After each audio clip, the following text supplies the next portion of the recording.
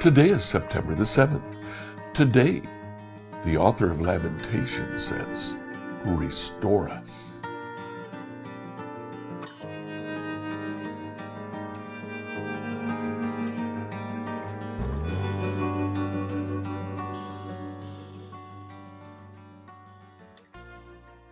Yesterday we mentioned that Lamentations consists of five poems of mourning. The first four chapters are acrostic poems in which each verse or set of verses begins with a successive letter in the Hebrew alphabet. Chapter 3 has 66 verses. Verses 1, 2, and 3 begin with the Hebrew letter Aleph. 4, 5, and 6 begin with the Hebrew letter Bet, and so on throughout the alphabet.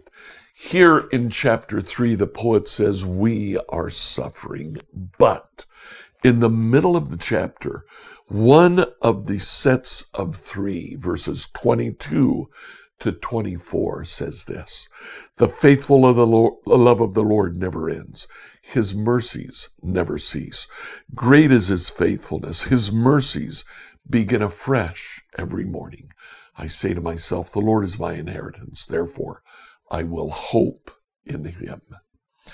He offers hope for Israel. In chapter 4, the poet remembers the fall of Jerusalem and tells just how horrible it was. But chapter 5 is different. Chapter 5 is not so much a prayer of mourning. It's a prayer of restoration. "O Lord, please restore us." Look through chapter 5 and see how much the poet says, "Please restore us." Verse 21, "Restore us, O Lord, and bring us back to you again. Give us back the joys we once had." Enjoy today as you read Lamentations 3 through 5. I am the one who has seen the afflictions that come from the rod of the Lord's anger. He has led me into darkness, shutting out all light. He has turned his hand against me again and again all day long. He made my skin and flesh grow old.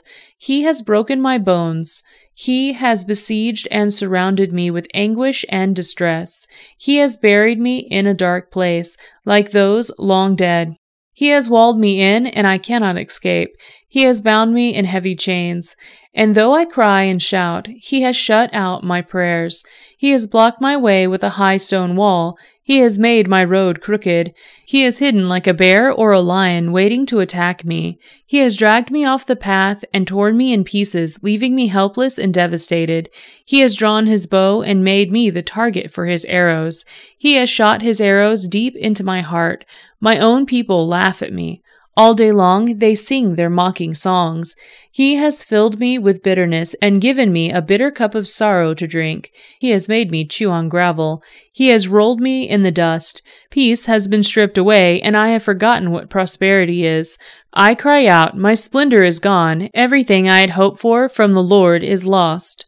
The thought of my suffering and homelessness is bitter beyond words. I will never forget this awful time as I grieve over my loss. Yet I still dare to hope when I remember this. The faithful love of the Lord never ends. His mercies never cease.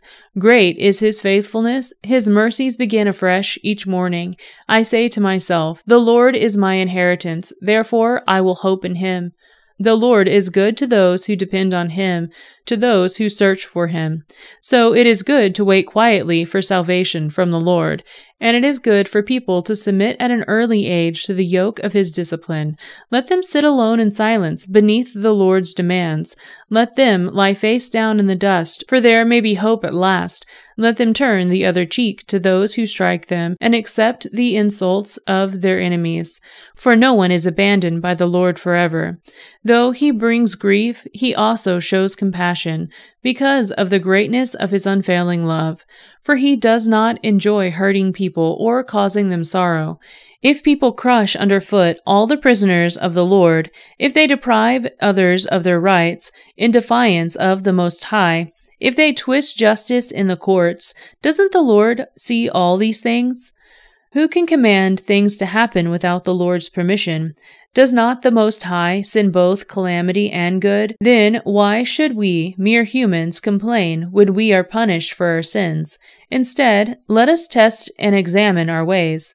Let us turn back to the Lord. Let us lift our hearts and hands to God in heaven and say, "We have sinned and rebelled, and you have not forgiven us. You have engulfed us with your anger, chased us down, and slaughtered us without mercy. You have hidden yourself in a cloud, so our prayers cannot reach you. You have discarded us as refuge and garbage among the nations. All our enemies have spoken out against us. We are filled with fear, for we are trapped and devastated and ruined.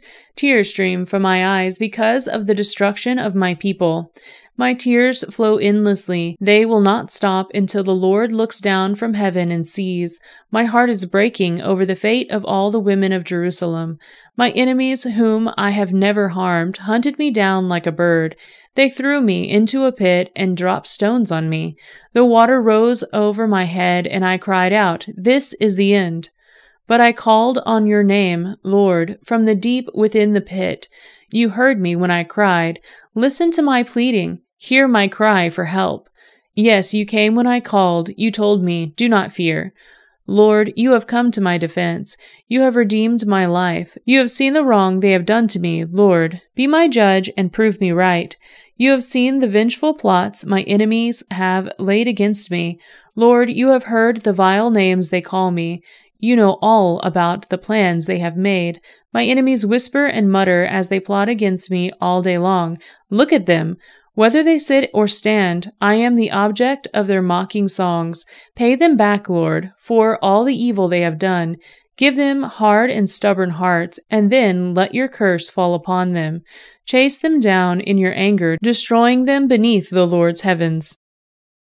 How the gold has lost its luster. Even the finest gold has become dull. The sacred gemstones lie scattered in the streets. See how the finest children of Jerusalem, worth their weight in fine gold, are now treated like pots of clay made by a common potter. Even the jackals feed their young, but not my people Israel. They ignore their children's cries like ostriches in the desert. The parched tongues of their little ones stick to the roofs of their mouths in thirst. The children cry for bread, but no one has any to give them. The people who once ate the richest foods now beg in the streets for anything they can get. Those who once wore the finest clothing now search the garbage dumps for food. The guilt of my people is greater than that of Sodom, where utter disaster struck in a moment and no hand offered to help.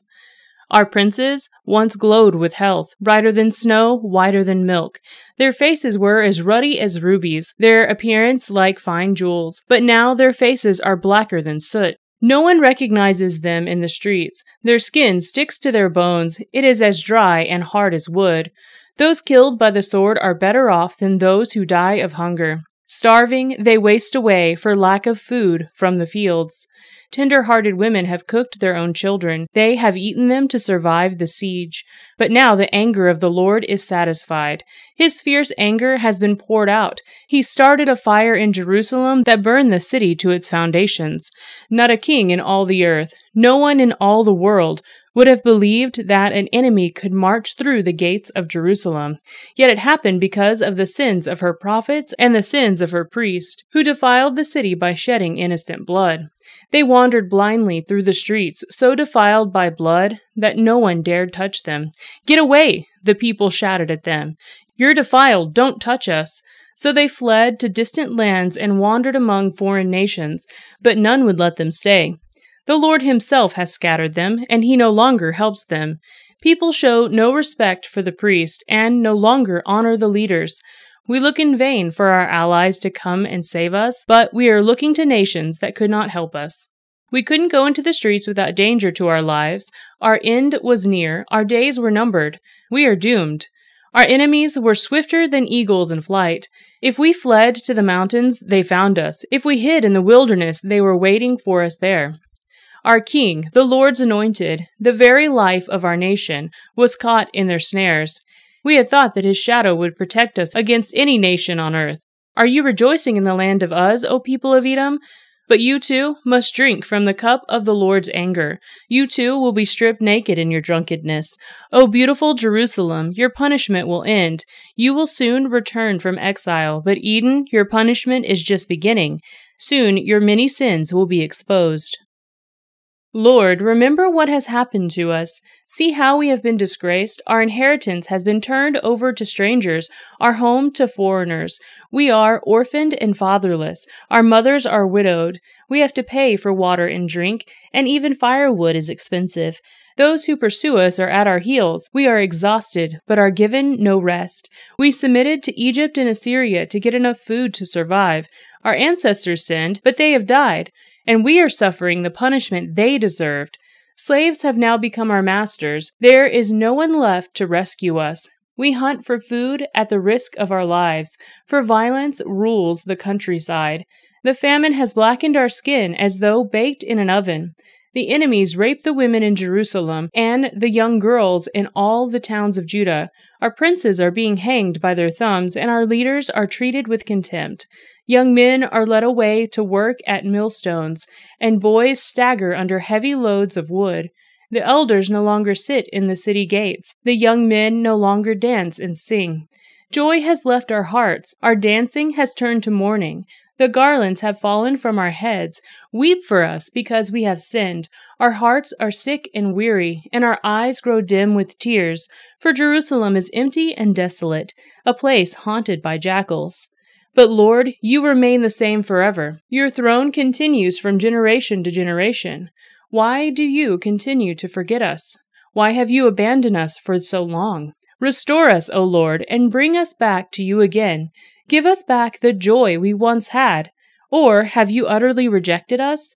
Are you angry with us still? Scripture reading from the New Living Translation by Emily Herrera. If you live in the Greenwood, Indiana area and you're looking for a church, come visit us at New Hope Church. Our Sunday morning service will begin at 10 a.m. We'd love to see you there. Tomorrow, we'll look at the book of Psalms, and we'll hear the psalmist say, "Turn us to you."